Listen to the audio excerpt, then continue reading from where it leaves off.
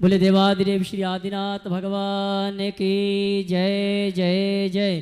देवादिदेव श्री महावीर भगवान की जय जय जय। संत शिरोमणि गुरुवराचार्य श्री विद्यासागर जी महाराज की जय जय जय। नवाचार्य श्री समय सागर जी महाराज की जय जय जय। गुणैतन प्रणेता संका समाधान भावना एक प्रवर्तक जन जन के संत प्रखर वक्ता बोले परम पूज मुनि श्री प्रमाण सागर जी महाराज की जय जय जय। परम पूज मुनि श्री निर्वेक सागर जी महाराज की मुनिवर श्री संधान सागर जी महाराज की।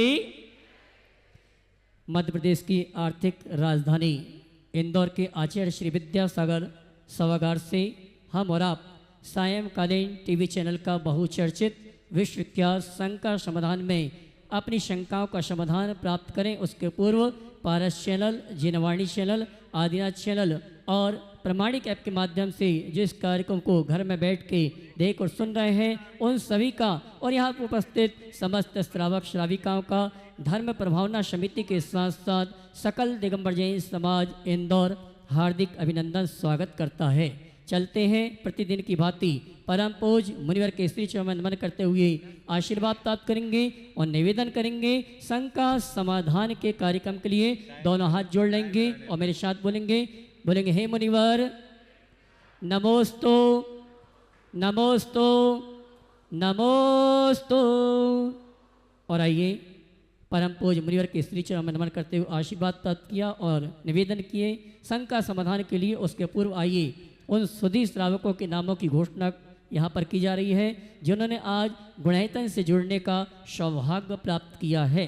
मैं चाहूँगा परिवारों के नाम की घोषणा हो तो आपकी तालियों का सम्मान अनुमोदना के रूप में अवश्य बजना चाहिए। निर्माण निधि के रूप में श्रीमती कांता जी कटारिया, अमित श्वेता कटारिया कोटा, श्रीमान कैलाश चंद जी आशीष जैन टीकमगढ़, श्रीमान रूपचंद जी, श्री मनीष कुमार जी टीकमगढ़, श्रीमती सुरेखा जी, अरुण कुमार उपाध्याय जन्मदिन के अवसर पर शांगली, मास्टर श्री अभिनंदन पाटिल, मास्टर श्लोक अभिनंदन पाटिल शांगली, इन्होंने निर्माण निधि के रूप में गुणायतन से जुड़ने का अवसर प्राप्त किया है। इनके सम्मान में जोरदार ताली बजाकर सम्मान करें।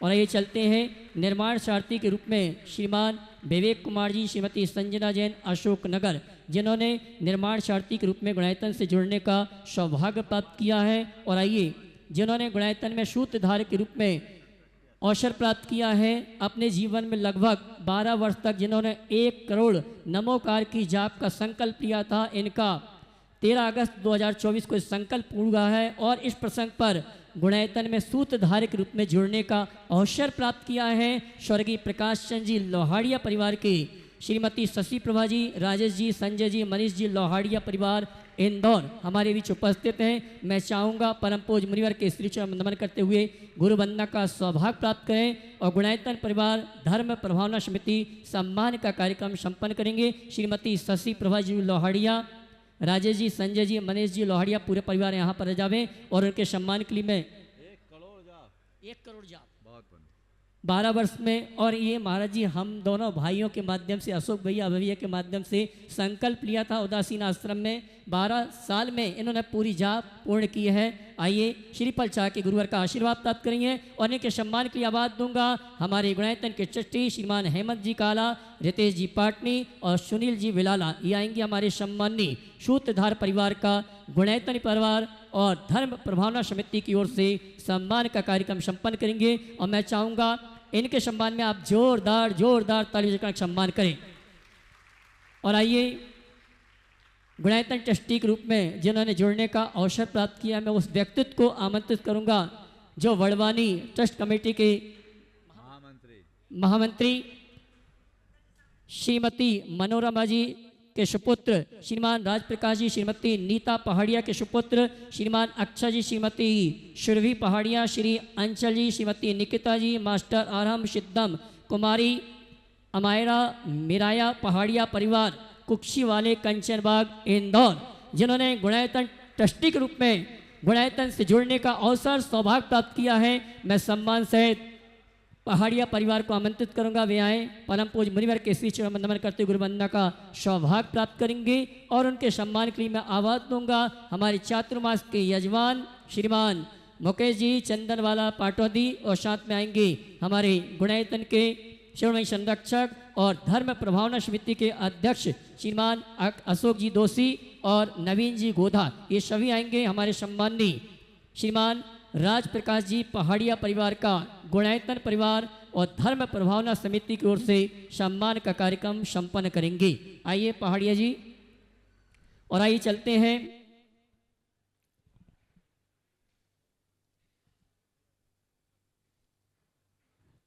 बंधु परम पूज्य आचार्य श्री विद्यासागर जी महाराज को समर्पित सूर्य विद्या सीजन 1 के बाद सुर होने जा रहा है सूर्य विद्या सीजन 2। इस प्रतियोगिता में पूरे विश्व से हजारों जैन भजन गायक सहभागिता करेंगे। इस कार्यक्रम में भजनों के माध्यम से आचार्य श्री का गुणानुवाद किया जाएगा। देश के साथ पूरा विश्व भी आचार्य श्री के स्मरण से अभिभूत होगा। ये संगीतमय कार्यक्रम जैन धर्म की प्रभावना का भी एक माध्यम बनेगा। इससे जैन समाज की प्रतिमाओं को इंटरनेशनल प्लेटफॉर्म मिलेगा। और इस कार्यक्रम के लिए परम पूज्य आचार्य भगवंतों का, मुनियों का, आरिकाओं का एवं समस्त साधु संतों के आशीर्वाद की आवश्यकता है। और आज पूज्य गुरुवर कृपया अपना आशीर्वाद देकर हमें मार्गदर्शन प्रदान करें। ऐसी भावना सूर्य विद्या सीजन के सभी सहभागियों की ओर से आपके लिए निवेदन है कि आपका आशीर्वाद इन सभी को प्राप्त हो। पहाड़िया जी का सम्मान का कार्यक्रम संपन्न हुआ। जोरदार ताली बजाकर का सम्मान करें जिन्होंने गुणायतन ट्रस्टी के रूप में जुड़ने का सौभाग्य प्राप्त किया है।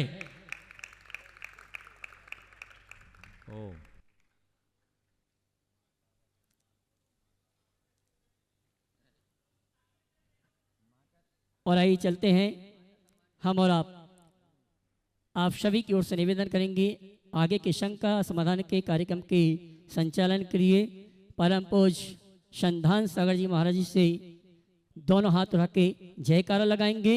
बोले परम पूज्य मुनि श्री प्रमाण सागर जी महाराज की। मैं चाहूँगा कि प्रथम प्रश्न आज गुणायतन जी ट्रस्टी जो 52 के महामंत्री हैं राज प्रकाश जी का पूरा परिवार जोरदार तालियों से उनका स्वागत अभिनंदन कर दें। वे आज प्रथम प्रश्न गुरु चरणों में रखे हैं और उसके बाद में तैयार रहेंगे महावीर युवा मंच कलर कॉलोनी।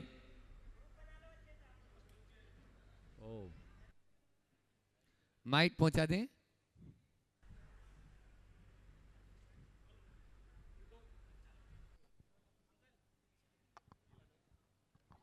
हेलो, गुरुदेव के चरणों में 3 बार नमस्तु नमस्तु नमस्तु।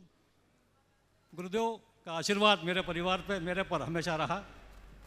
आज मेरे दोनों बेटों को ट्रस्टी के रूप में उन्होंने शामिल करके मेरे पे अनुकंपा की।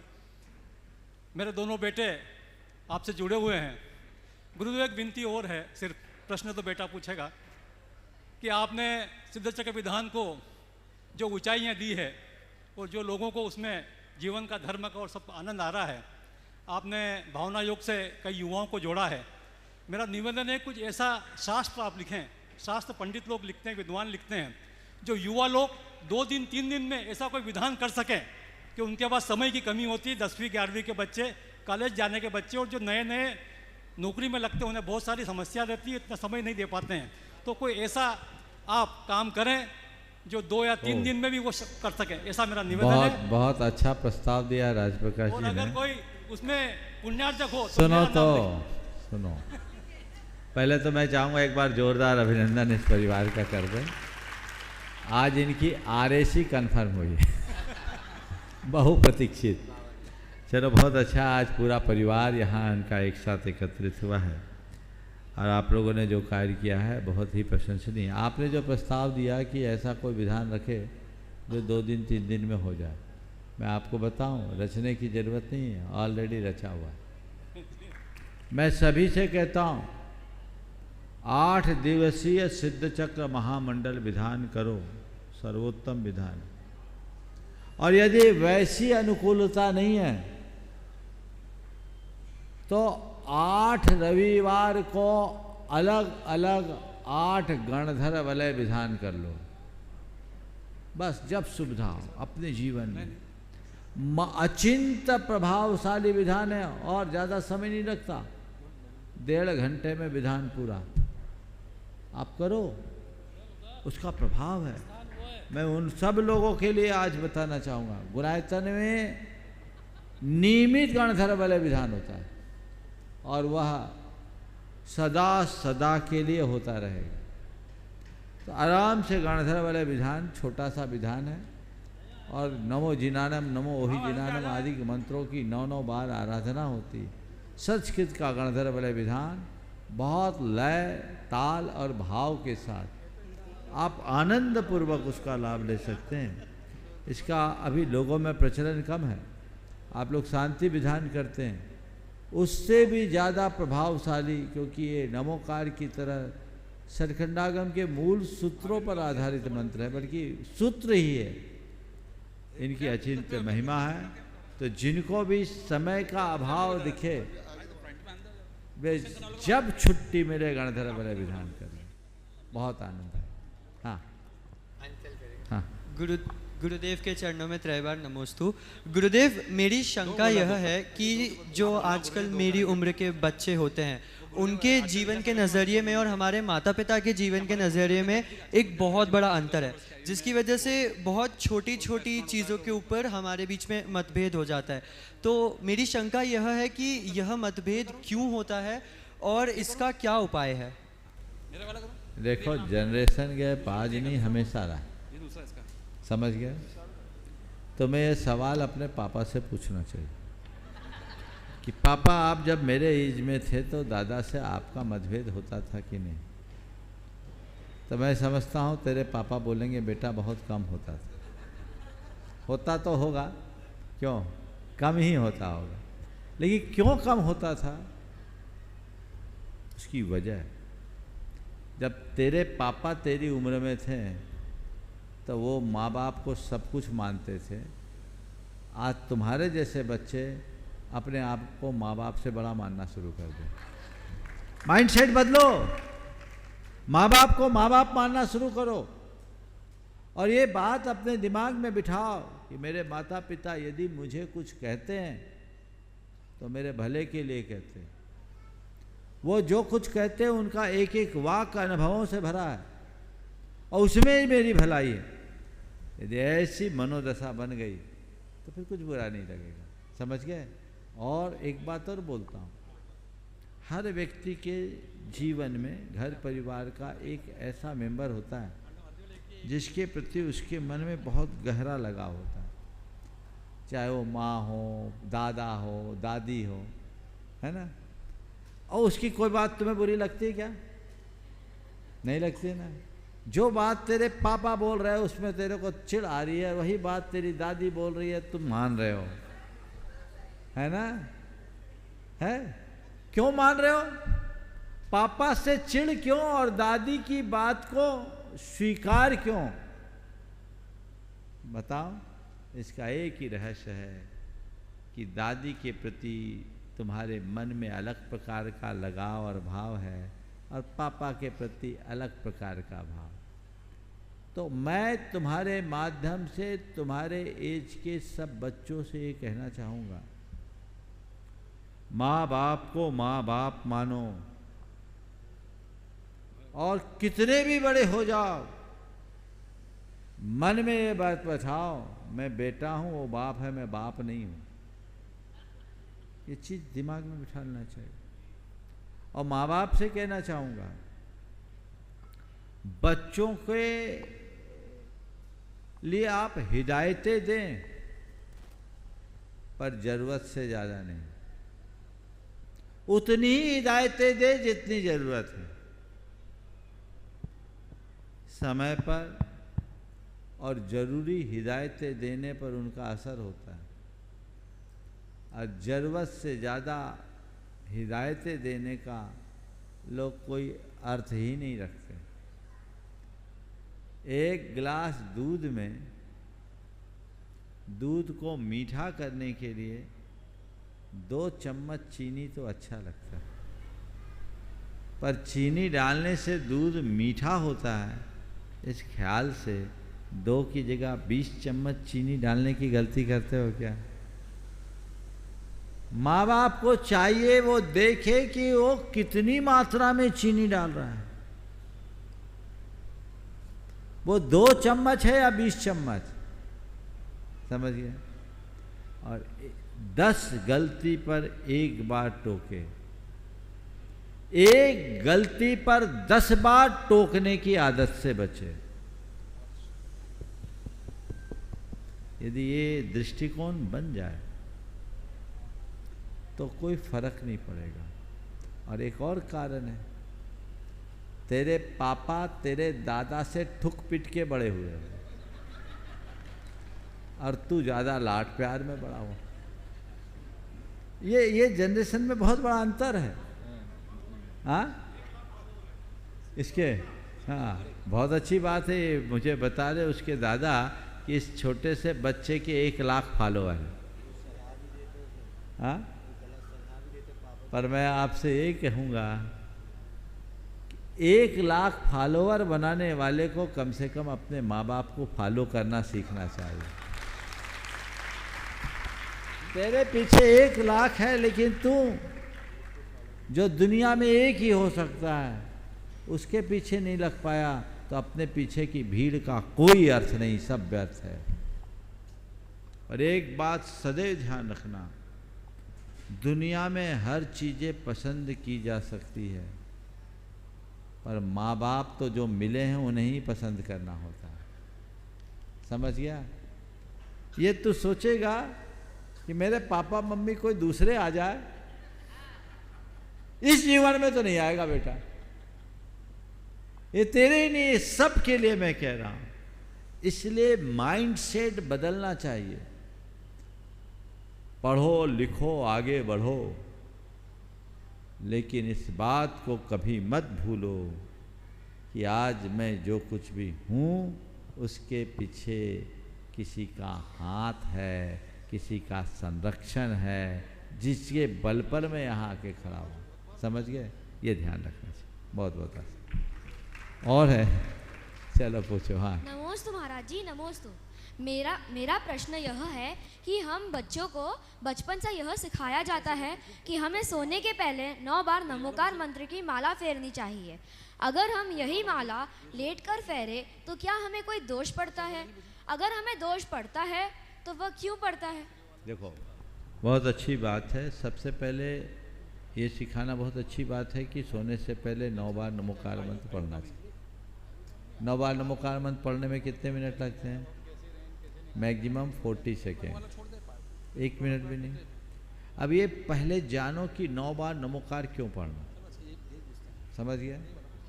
9 बार नमोकार मंत्र पढ़ो बेटा, पढ़ना चाहिए। आजकल घर के बड़े ये सिखाते हैं, पर उन्हें साथ साथ ये सिखाना चाहिए कि 9 बार क्यों पढ़े। बेटा सोने जा रहा है, 9 बार नमोकार मंत्र पढ़ो, और 9 बार नमोकार मंत्र पढ़ करके दिन भर में हमने जो भी बुरे पाप किए, बुरे कार्य किए, जिनसे बुरा व्यवहार किया, उनसे क्षमा मांगो और भगवान से क्षमा मांगो। हे भगवान, मेरे जो भी पाप हों वो सब नष्ट हो जाए, वे पाप खत्म हो जाए, वो पाप नष्ट हो जाए, और सबसे क्षमा मांगकर भगवान से प्रार्थना करो, हे भगवान अब मैं सोने जा रहा हूँ, और रात सोते सोते यदि मेरे जाने की बारी आ जाए, बेटा ध्यान से सुनो, अब मैं सोने जा रहा हूँ और रात सोते सोते यदि मेरे जाने की बारी आ जाए तो इतनी सी कृपा कर देना, जाने के पहले मेरी आँख खोल देना, मैं आपका नाम लेते हुए जाना चाहूँ। ये प्रार्थना करके सो, बोलो। तो इसके लिए लेटने की क्या ज़रूरत? पहले नमोकार मंत्र बोलना और ये क्षमा याचना करते हुए एक मंगल प्रार्थना करके सो। फिर यही काम सुबह उठो, 9 बार नमोकार मंत्र पढ़ो, भगवान को याद करो, गुरु को याद करो, माँ बाप को याद करो, और प्रार्थना करो, हे भगवान आप, आज मैं इस धरती का सबसे बड़ा भाग्यशाली हूँ कि मुझे जीवन का नया दिन मिला है, नया दिन देखने को मिला। रात सोते में ही मर गए होते तो क्या होता? बोलो, होता? नया दिन देखने का मौका मिला, अपने आप को भाग्यशाली समझो और भगवान से कहो, हे भगवान मुझे ऐसी शक्ति दे कि आज का दिन अच्छा दिन बने, मैं अच्छे से रह सकूं। ऐसी प्रार्थना करके उठने और ऐसी भावना से सोने वाले का दिन भी अच्छा बीतता है और रात भी अच्छा बीतता है। इसीलिए इसी तरह से अपने दिन की शुरुआत और सोने की शुरुआत करनी चाहिए। चलो बस हो गया। एक बार जोरदार तालियों से फिर से पहाड़िया परिवार का स्वागत कर दें। और अब आगे आनंद जी डोदा जिस ग्रुप के कार्य अध्यक्ष हैं, ऐसे महावीर युवा मंच कलर कॉलोनी और भोजनशाला में बहुत ही अच्छी व्यवस्था ये दे रहे हैं। और उसके अध्यक्ष है संजय जी जैन। संजय जैन वो प्रश्न करें। बोलो बोलो जल्दी। अच्छा एक प्रश्न। जय बाबा नमोस्तु नमोस्तु नमोस्तु। मेरी मम्मी बोलती है कि नमोकार मंत्र होता है, मेरी दादी बोलती है नमोकार मंत्र होता है। आप बता दो कि इसमें सही क्या है और गलत क्या है। अणामोकार या नमोकार? बेटा अणामोकार, क्या बोलना? अणामोकार, ठीक है। जा, बहुत सुंदर। नमोस्तु। चलिए महावीर युवा मंच कलर कॉलोनी, जोरदार ताली बजा दीजिए उनके लिए भी। बहुत अच्छे से व्यवस्थाएं संभाल रहे हैं ये लोग। और उसके बाद में अपने बीच में आज मॉडल टाउन दिल्ली से मनीषा जी, संजय जी, मनोज जी जैन जो गुणायतन के सभी ट्रस्टी हैं, एक बार उनके लिए जोरदार ताली बजा दें, वे तैयार रहेंगे। हाँ।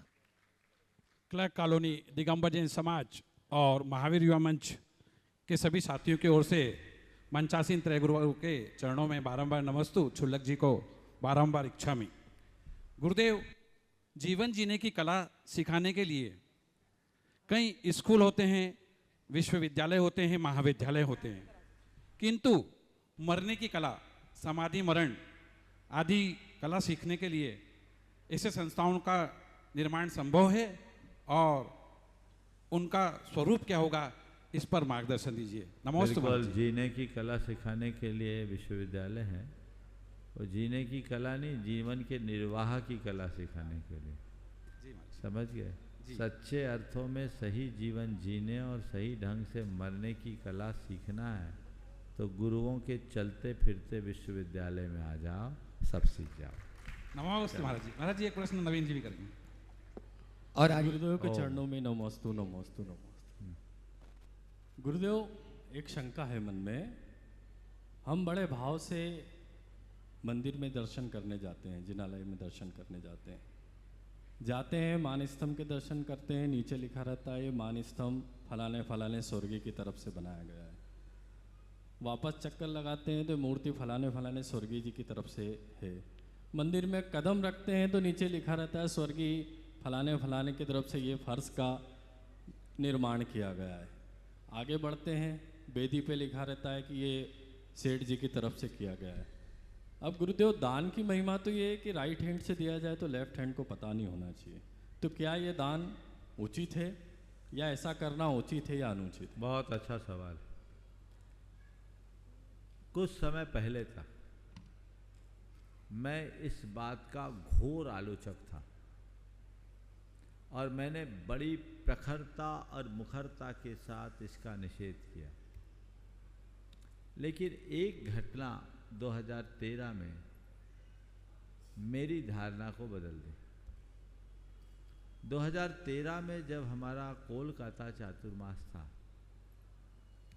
कोलकाता कभी अग्रवाल जैनों का गढ़ था और कोलकाता के सारे मंदिर नए जो अभी इन दिनों में 25-30 सालों में बने हैं, 40 साल में, उनको छोड़कर बाकी सारे मंदिर अग्रवाल दिगंबर जैनियों के द्वारा बनाए हुए, जिसमें बेलगछिया का भी मंदिर शामिल, बड़ा मंदिर, नया मंदिर, सब उनके द्वारा बनाए। जब मैं वहाँ पहुँचा 2006-5-6 में के प्रवास में भी था और 2013 के प्रवास में हमने एक विशेष उपक्रम किया, इसलिए क्योंकि हमें इस बात की बड़ी वेदना हुई कि वहाँ रहने वाले ज़्यादातर अग्रवाल उनमें वे परिवार भी जिनने कभी मंदिर बनाया था, जैन धर्म से विमुख हो गए। क्योंकि अग्रवालों में, सरावगियों में उनका बेटी ब्याह वैष्णवों से होता, गंगा जमनी परंपरा उनके यहाँ चलती, तो इसके कारण वो सब वैष्णव हो गए। मैंने एक अभियान शुरू किया जहाँ कभी 3000 परिवार होते थे जिनके यहाँ जैन धर्म का पालन होता था, सबके सब लगभग विमुख हो गए। उनमें से 300 परिवार को हमने वापस जैन धर्म से जोड़ा। आज वो लोग बहुत अच्छे से जैन धर्म का अनुपालन कर रहे हैं। उनमें से एक युवक कैसे जुड़ा, वो वहाँ के नया मंदिर के दर्शन करने के लिए गया और नया मंदिर के एक शिलापट्ट पर उनके दादाजी का नाम लिखा हुआ था कि उनके दादाजी ने यहाँ इस वेदी का निर्माण कराया। तो उसे समझ में आया कि वाकई में हमारे दादाजी जैन धर्म का पालन करते थे और जो हमें कहा जाता है कि तुम सरावगी जैन हो, तो हम सही में जैन हैं, हमें जैन धर्म पालना चाहिए। और उस दिन से वो जैन धर्म पालने के लिए तत्पर हो। तो मुझे लगा कि नाम भी कभी कभी काम आता है, इसलिए उसके बाद से मैंने इसका निषेध करना बंद कर दिया। और दूसरा पहलू ये कि यदि उसके बाद जब मैं राजस्थान में था तो एक जगह एक कुछ मारोठ में बकरशाला, भारत में एक ही बकरशाला है जहाँ बकरों को संरक्षण दिया। वहाँ बकरशाला थी और वहाँ एक बड़ा उद्यमी आया। उसने देखा कि इस बकरशाला की स्थापना मेरे दादाजी ने की, उसमें उनका सहयोग रहा, तो मुझे भी दान देना चाहिए। उनका नाम लिखा था, समझिए। तो आज तुम दान करोगे, कल तुम्हारे नाती पोते उन्हें देखेंगे, तो हो सकता है उनको तुम्हारा नाम देखकर अच्छा काम करने की प्रेरणा मिल जाए और वो धर्म मार्ग में आगे बढ़ जाए। तब से मैं इस विषय में थोड़ा सकारात्मक हो गया, समझ गया। लेकिन इसमें एक सुझाव भी, नाम लिखो पर ऐसी जगह नहीं लिखो कि भगवान की जगह तुम्हारा नाम ही दिखे, पाप होता, उससे भाव खराब। वेदी में बड़े बड़े अक्षरों में नाम लिखना उचित नहीं। कहीं भी बड़े बड़े अक्षरों में सीधा नाम मत लिखो। मंदिरों में एक प्रशस्ति का स्थान होना चाहिए, वहाँ शिलापट्ट पर उनका नामोल्लेख करो और नामोल्लेख करे ताकि वह एक प्रमाण बन सके, एक दस्तावेज बन सके, पीढ़ियाँ उसे जान सके। और वो एक ऐसा स्थान हो जहाँ से निकलते समय दिखे, जाते समय दिखे नहीं। हर मंदिर में पहले भी प्रशस्तियों की एक व्यवस्था होती थी और ऐसी प्रशस्ति बना ली जाए तो बहुत अच्छा है। लेकिन नाम के लिए दान मत दो, पर दान देने वालों का नाम लेने में कभी कंजूसी मत करो, लिखने में कंजूसी मत करो। तो इस कंडीशन के साथ दान मत दो कि मेरा नाम कहाँ लिखोगे, लेकिन दान लेने वाले को चाहिए कि जिसने दान दिया है उसका यथास्थान उल्लेख जरूर करे। तो ये भी एक व्यवस्था है। तो इस तरह की व्यवस्थाओं को देखकर काम किया जा सकता है, लेकिन इसमें भी अति नहीं होना चाहिए। सम्मेद शिखर जी में जाओगे तो 100-100 रुपया दे के लोगों ने ज़मीनों में अपने नाम लिखवाए हैं, यानी अपने बाप दादों को लथवा रहे, उन्हीं पर लात रख के चल रहे। सोनागिरी के तो हर सीढ़ी में नाम लिखा है, अति है। जैसे आजकल 2 केला खिलाने वाले व्हाट्सएप में समाज सेवक का न्यूज़ छपा देते हैं, वही हाल ऐसा है। तो वो चीज़ ठीक नहीं। ऊंचा काम करो ताकि ऊंचा नाम हो, छुटपुट काम को ऐसा करना ठीक। मनीषा जी जैन, संजय मनोज जी जैन, मॉडल टाउन जो डुणाइतन की ट्रस्टी है, मैं चाहूँगा इस महान अनुष्ठान के यजमान मुकेश जी पाटोदी, चंदनवाला पाटोदी वहीं पर चले जाएं और उनको पीत दुपट्टा द्वारा स्वागत अभिनंदन कर दें। अध्यक्ष श्रीमान ओम, चलो पदाधिकारी अध्यक्ष धर्म प्रभावना समिति के सभी पदाधिकारी चले जाएं और वे वहीं पर जाकर उनका पीत दुपट्टा से सम्मान कर दें। आप लोग जोरदार तालियों से इन सभी का सम्मान कर दें। और इसके बाद में तैयार रहेंगे धीरज सीमा जी जैन भोपाल। बोलो। नमोस्तु महाराज, नमोस्तु महाराज, नमोस्तु महाराज। पूरे मॉडल टाउन समाज और पूरे दिल्ली समाज की तरफ से त्रिबार नमोस्तु नमोस्तु नमोस्तु। महाराज जी, प्रश्न मेरा ये है कि कुछ थोड़ा बहुत स्वाध्याय करके ये तो समझ आ गया कि सम्यक दर्शन बिना प्राप्त करे इतना अच्छा कुल मिला है, इतना साता है, और ऐसे ही समाधि मरण बिना करे नहीं जाना चाहिए। पर कभी भाव बहुत अच्छे होते हैं, करने का मन होता है, और कभी फिसल जाते हैं, उसी क्षण फिसल भी जाती हूँ, उसी क्षण ऊपर चढ़ जाती हूँ। ये क्या हो रहा है? मेरा पुरुषार्थ की कमी है, मेरे पाप कर्म का उदय है, या मेरे भाग्य की कमी है? क्या क्या क्या है? पहले तो मैं चाहूँगा इन तीनों दंपतियों का जोरदार अभिनंदन कर दें। ये बड़ा संयोग है, दिल्ली के मॉडल टाउन से लगभग सब परिवार गुणायतन से संबद्ध है, और ये सब तीनों के तीनों ट्रस्टीज हैं और बहुत अच्छे भाव लेकर के आए हैं। आपने जो बात कही वो बात ध्यान देने योग्य है। हमारी भाव दशा में कभी एक रूपता नहीं रहती, वह चढ़ते उतरते रहते।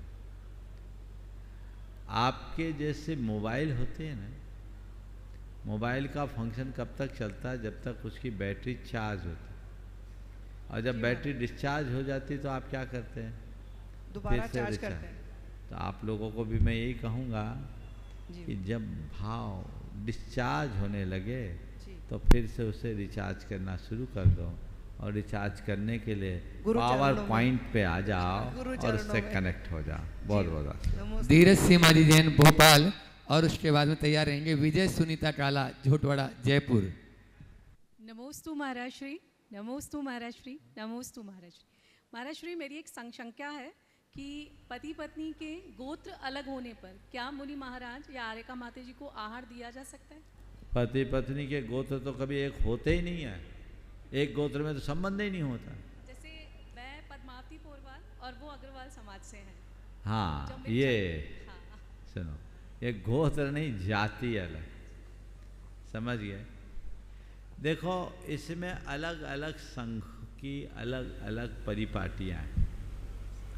कुछ संघों में इसका निषेध किया जाता है, और इसके ही परिणाम स्वरूप अभी जिनकी मैंने चर्चा की, आज अग्रवाल समाज जो वैष्णव हुई उसके पीछे यही कारण, क्योंकि उनको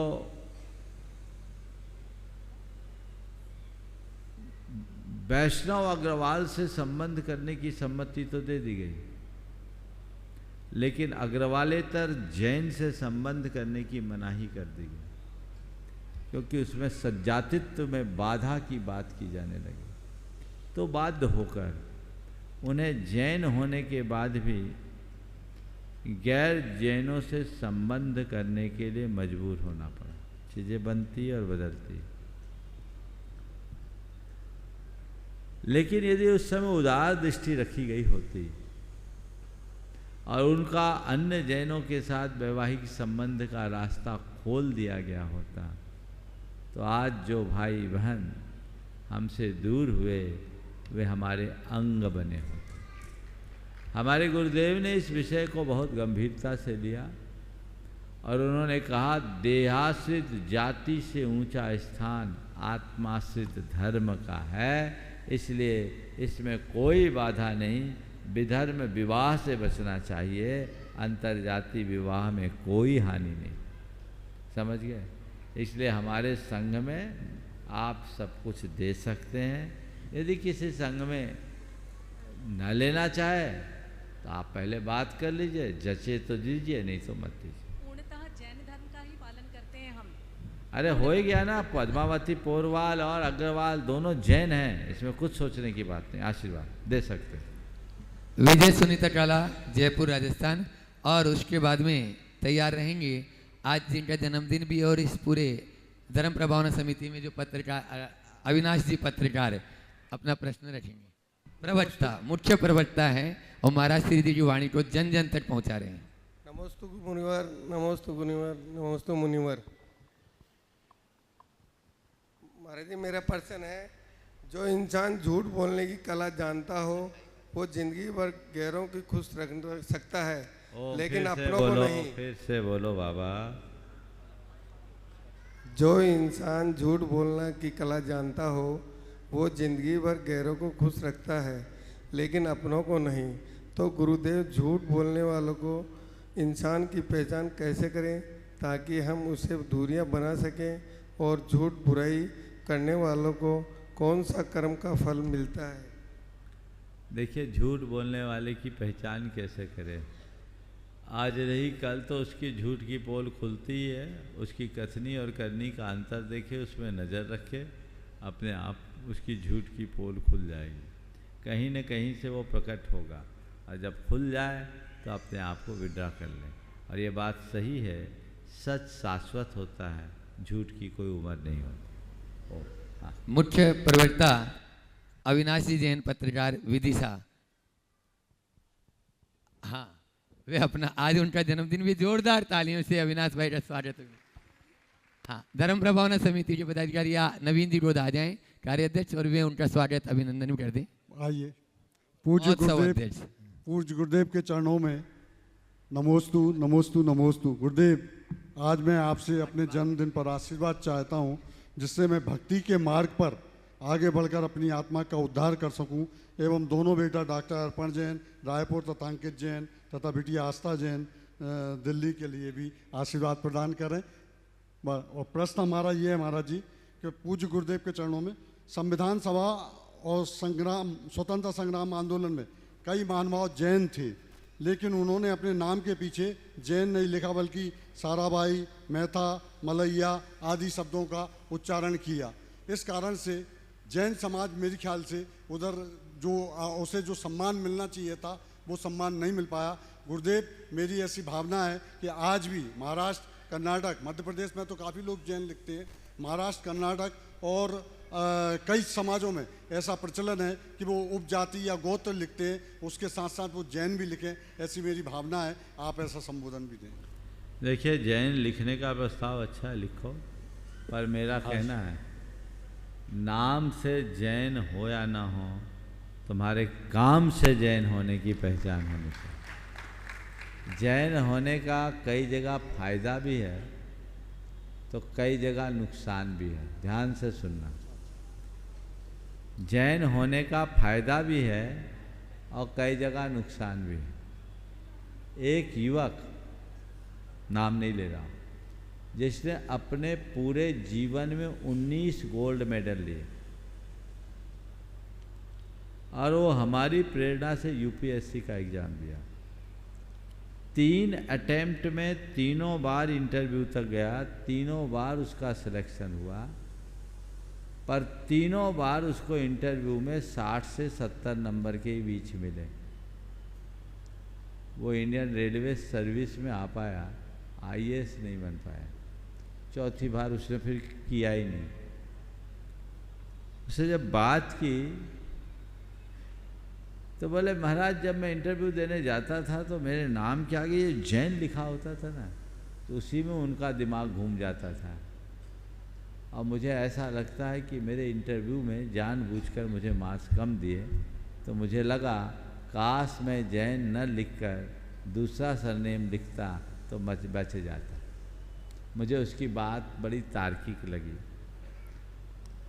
फिर उसने अपने कार्य के अवसरों के दिन में एक बार कहा कि महाराज, मैं ये महसूस करता हूँ कि अगर मेरे नाम के आगे जैन लिखता है तो किसी जैनी का जेन्युइन काम करने में भी लोग मेरे पीछे लग जाते, और मेरे नाम के आगे जैन ना हो तो हम किसी का भी अच्छा काम बिना संकोच के कर सकते। तो मैं सलाह दूंगा इस अनुभव के आधार पर, जिनको ऐसे क्षेत्रों में जाना है वो अपना नाम थोड़ा बदल दे और काम से अपनी पहचान बनाए, ये ज़्यादा अच्छा होगा। क्योंकि आज इस तरह की बातें होती, तो हर व्यक्ति को अपने कार्य क्षेत्र को देखते हुए अपना नाम करना चाहिए, और नाम की जगह काम को अपनी पहचान बनाना चाहिए। जैन जनगणना के लिए लोग नाम देने की बात करते हैं। धीरज जैन यहाँ उपस्थित है, थोड़ा खड़े हो जाओ।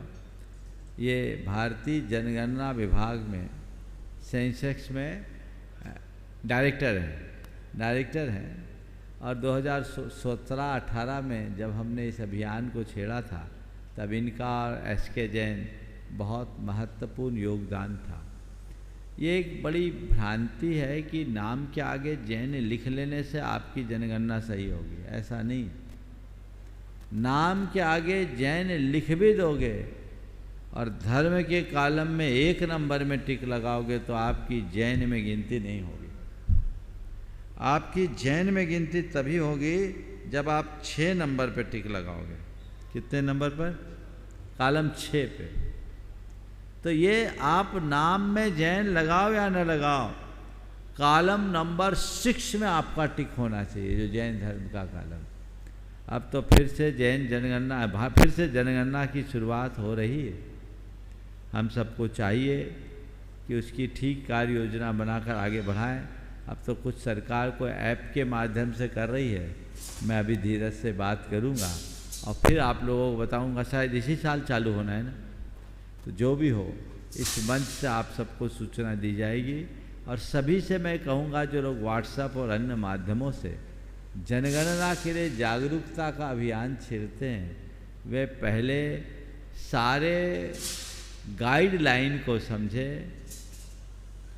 उसके अनुरूप ही काम करे और एक दिशा निर्देश में चले, तब हम सही परिणाम को प्राप्त कर सकें। बहुत बहुत आशीर्वाद। प्रश्नों की झड़ी आगे इसी तरह से अनवरत चलती रहेगी, लेकिन पहले मैं बुलाऊंगा श्रावण संस्कार शिविर के निर्देशक बाल ब्रह्मचारी अशोक भैया जी, बाल ब्रह्मचारी अभय भैया जी, वे अपनी बात रखें और उसके बाद में और जिनके प्रश्न हैं इंतजार करें। हेलो, आइएगा बंधुओं, आप सब बहुत सौभाग्यशाली हैं, पुण्यशाली हैं, जो साक्षात महाराज श्री के श्री चरणों में बैठ करके धर्म आराधना का सौभाग्य प्राप्त कर रहे हैं। आप सभी और इस समय जो पारस चैनल, जनवाणी, प्रामाणिक है, आदिनाथ चैनल आदि के माध्यम से महाराज श्री को देख रहे हैं, साक्षात महाराज श्री का मंगल आशीष ले रहे हैं, उन सभी के लिए श्रावक संस्कार शिविर के रजिस्ट्रेशन जो निर्धारित संख्या थी उससे 1.5 गुने हो चुके हैं। फिर भी महाराज श्री की कृपा है इंदौर महानगर के सुधी श्रावकों के लिए कि आप सबके लिए सौभाग्य है धर्म आराधना करने का। प्रातःकाल भावना योग, प्रवचन, शंका समाधान और कक्षाओं के माध्यम से आप उसमें अपना सौभाग्य अर्जित कर सकते हैं। और किट वितरण लगातार प्रारंभ है। बाहर से जो भी शिवरार्थी यहाँ पर आएंगे, शिवरार्थियों के समाचार आ रहे हैं कि मुझे क्या तैयारी करके लाना है, मैं क्या सामग्री साथ में लेकर के आऊँ, तो मैंने एक बार आपके लिए बतला दिया। फिर भी आपकी सुविधा के लिए पुनः एक बार निवेदन कर रहा हूँ कि अगर आपकी कोई दवाइयाँ चलती हैं तो आप अवश्य लेकर के आएँ। इंदौर का मौसम करवटें लेता रहता है, करवटें ले रहा है, इसलिए आप अपने वस्त्र एक जोड़ी एक्सटर्नल अपने लेकर के आइएगा, कुर्ता पजामा या धोती दुपट्टे के रूप में, और चादर आदि जो भी आप लेकर के आए। लेकिन निवेदन करूंगा जोखिम की कोई भी सामग्री आप अपने साथ लेकर के नहीं आएंगे। बंधुओं, इंदौर में एक इतिहास लिखा जा रहा है, अनेक इतिहास साक्षी हैं इंदौर महानगर के, मां अहिल्या की इस पावन नगरी के। और एक इतिहास, ऐसा इतिहास जो स्वर्णिम अक्षरों में लिखा जाने वाला इतिहास है।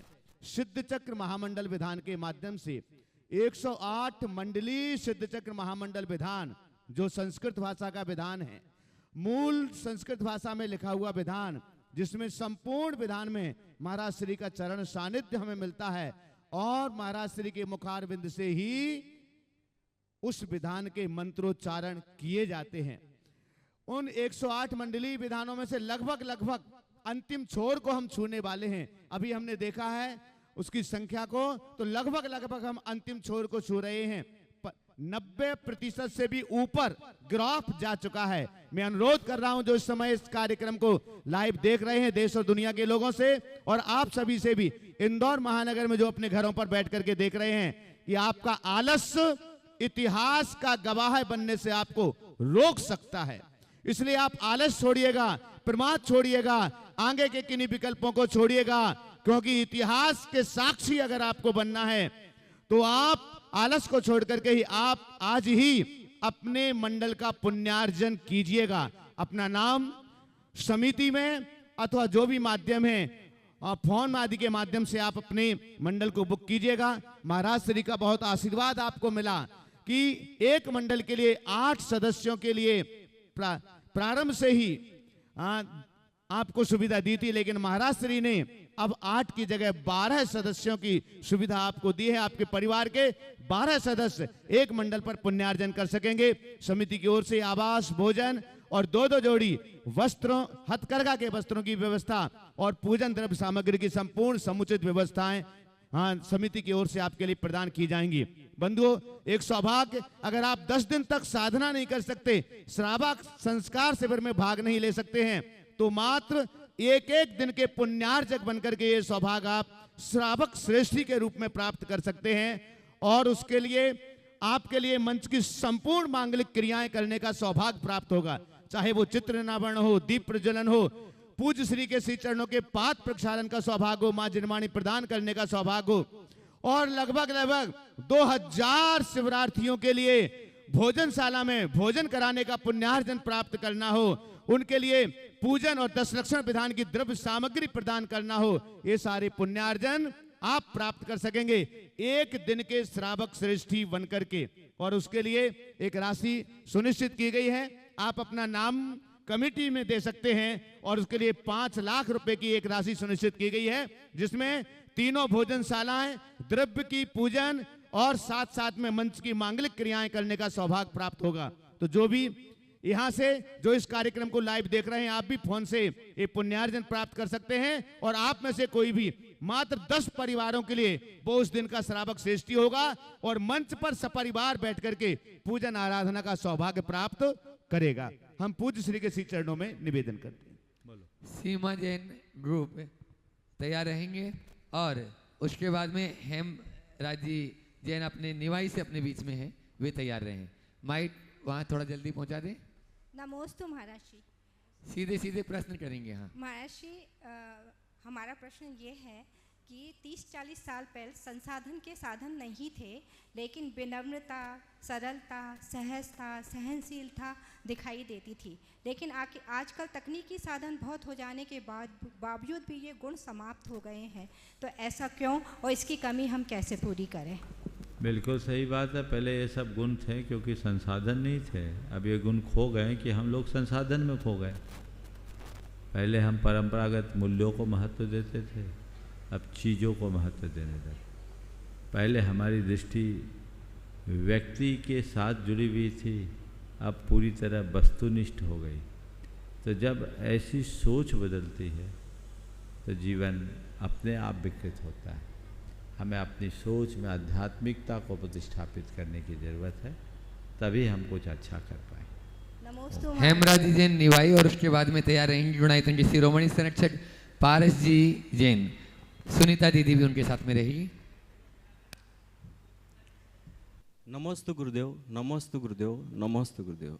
गुरुदेव, ये एक किसी की भावनाओं से उठा हुआ सवाल है।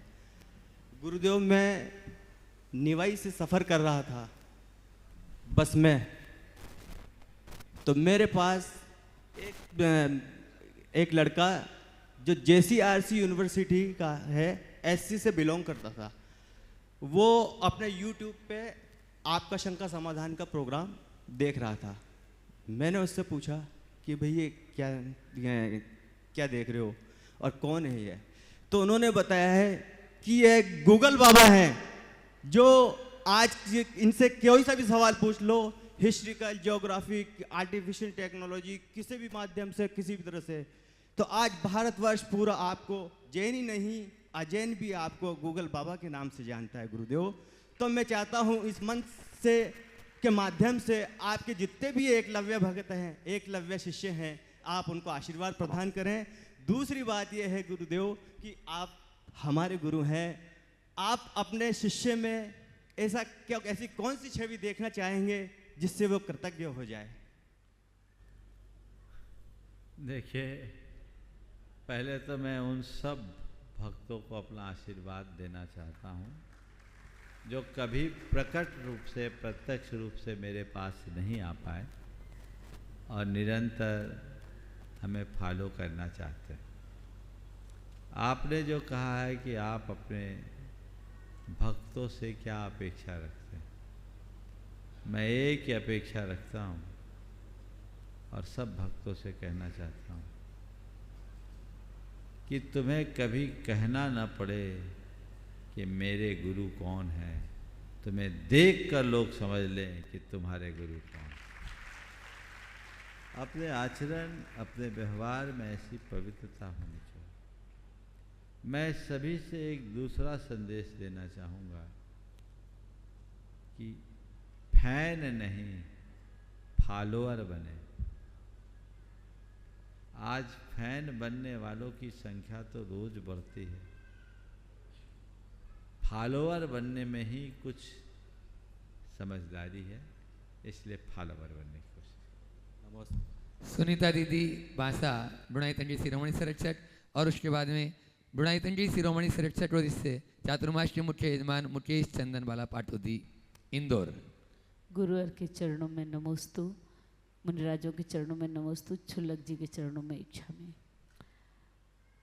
महाराज जी, हम लोग दान देते हैं, अगर दान देने में तुरंत हमने दान नहीं दिया या हमने प्रमाद किया तो उसका हमें क्या पाप लगता। और अगर हमने बोल दिया और वो दान नहीं दिया, और अगर मान लो हम दान देते हैं और दे देते हैं और लोगों के मन में शंका रहती है कि ये पैसा दिया जाता कि नहीं दिया जाता है, तो उन लोगों को कौन सा पुण्य बनता या कौन सा पाप बनता है। देखिए, पहली बात तो दान बोले और द्रव्य पास में हो तो तुरंत दो। तुरंत देने की व्यवस्था नहीं हो तो बोलते समय ही ये बोल दो कि मैं इस समयावधि में ये दान राशि दूंगा, और उस समयावधि में दान राशि देने का पूर्ण प्रयास करो। कदाचित न दे पाओ, समय अधिक हो जाए तो उतना ब्याज दो, ये सबसे उत्तम राशि है। पास में तो दो, कहीं भी दान दो तो घर में जाकर उसे डायरी में नोट कर लो, परिवार के सदस्यों को भी बता दो मैं अमुक स्थान पर अमुक राशि दान के लिए बोल के आया हूँ। अब ये हमारी एक बड़ी लायबिलिटी है, कहीं हम दुनिया से चले भी जाएं तो तुम्हें इसे पूरा करना है, पूरा करना चाहिए, ऐसी सोच बना के रखें तो वो दान बना रहेगा।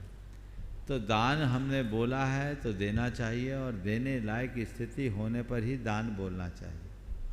अब रहा सवाल किसी के मन में ये शंका कुशंका आए कि ये बोल रहे हैं दे नहीं देगा कि नहीं देगा, तो ये उसके मन का पाप। और इसके पीछे दो कारण हैं। कुछ लोग ऐसे हैं हमारे यहाँ के घोषणाबीज, जो बोल तो देते नहीं, तो उनके साथ नाम ही ऐसा होता है कि ये बोल तो दिया, देगा कि नहीं। तो ऐसे लोग जिनका पुराना रिकॉर्ड खराब हो, उसके विषय में सोचना अलग बात है, लेकिन जिनका रिकॉर्ड अच्छा है या ऐसे ही कोई व्यक्ति साधारण दिख रहा और उस पर शंका करना अच्छी बात नहीं। कई बार साधारण व्यक्ति भी बड़ा बड़ा दान दे देता है। एक स्थान पर एक समारोह चल रहा था, बहुत पुरानी बात बोल रहा हूँ, 1992 की, और एक आदमी ने जो बहुत साधारण था, उस जमाने में 21,000 की बोली ले ली। लोगों में खुसर पुसर शुरू हो गई, ये बोली लिया देगा कैसे। उसने अपने गले में 5 तोले की चेन पहन रखी थी, तुरंत उतार कर दे दिया, बोलो लो इससे अपना पैसा निकाल लेना। तो कभी किसी व्यक्ति को छोटा मानकर उसकी भावना का असम्मान करना महापाप है, और बड़ा होने के बाद घोषणा करके न देना और बड़ा पाप है।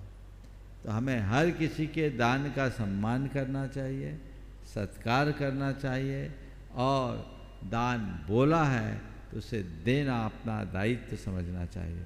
समय पूरा हो गया, मुकेश भाई को कल तक प्रतीक्षा करना चाहिए। बोलिए परम पूज्य आचार्य गुरु श्री विद्यासागर जी महाराज।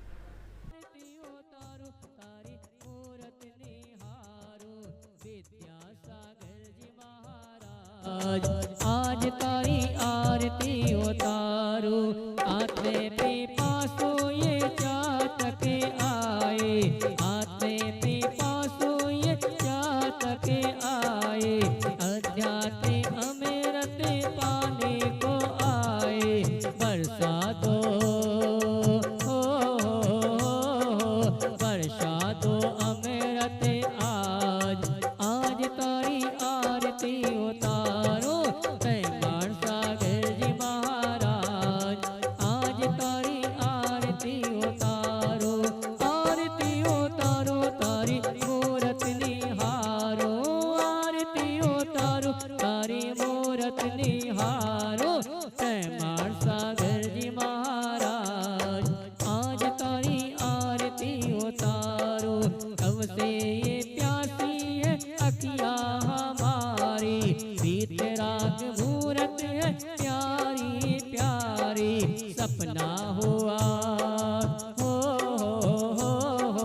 सपना हुआ साकार आज तारी आरती उतारो तैमार सागर जी महाराज आज तारी आरती उतारो चरणों की रज को सिर पर लगाओ चरणों की रज को सिर पर लगाओ गंदे मरण के कष्ट मिटाओ मुक्ति का मुक्ति का पाओ साम्राज आज तारी आरती उतारो निर्भीक सागर जी महाराज आज तारी आरती उतारो संधान सागर जी महाराज आज तारी आरती उतारो बोले परम पूज्य ऋषि प्रमाण